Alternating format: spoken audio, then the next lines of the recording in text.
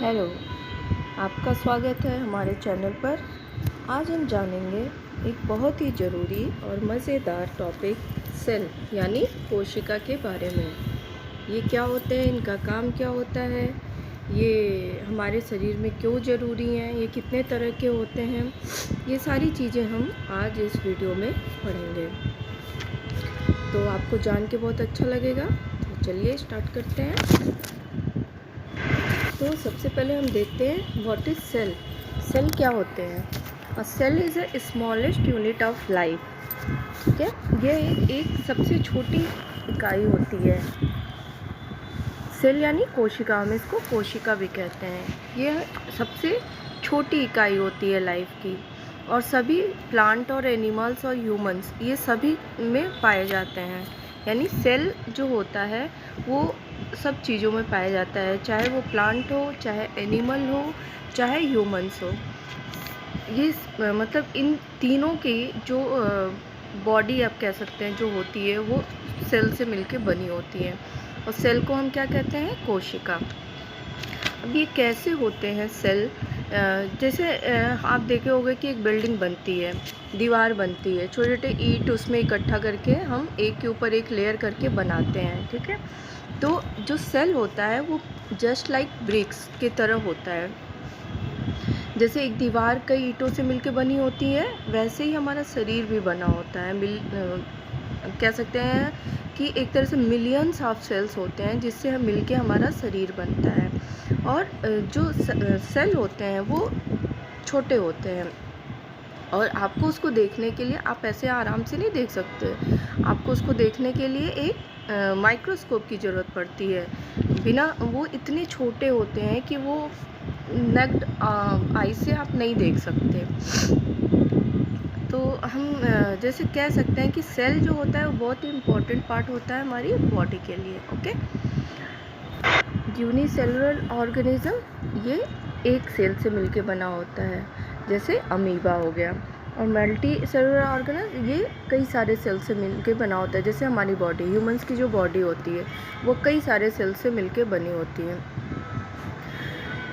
ठीक है, तो some tiny living things like amoeba have just one single cell, okay, but big living things like us have trillions of cells. हमारी body में trillions of cells होते हैं जिससे मिलके वो बना होता है।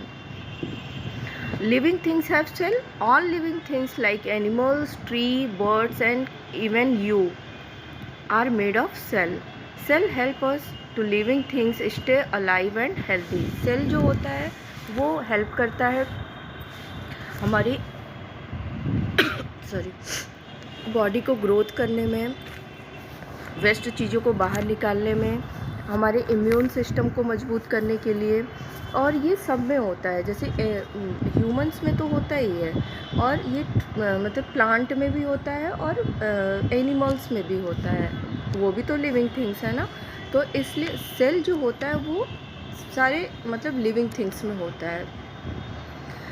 जैसे हम कह सकते हैं plant cell and animal cell, 2 types of cell होते हैं। देखो, प्लांट तो अलग होता है और एनिमल्स अलग होते हैं। तो प्लांट के जो सेल होते हैं उनकी जो बनावट होती है, उनका जो स्ट्रक्चर होता है वो डिफरेंट होता है, और जो एनिमल्स होते हैं उनका अलग होता है। ठीक है, they look by different but both do important job. जो हमारे बॉडी में जो काम करता है वो जो सेल, वही सेम चीज़ प्लांट के लिए भी होता है।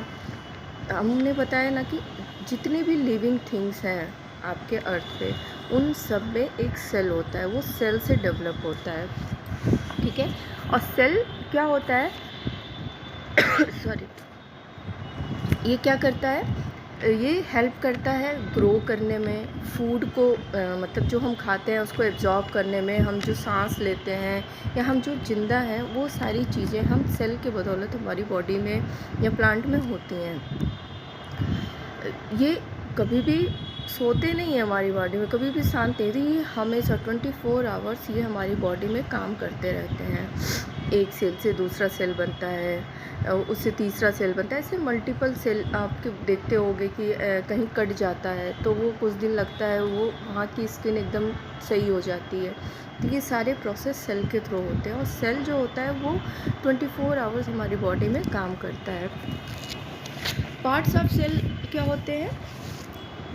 Each cell has part inside it, like nucleus, the control center, cytoplasm, the jelly inside, and the cell membrane, the outer covering।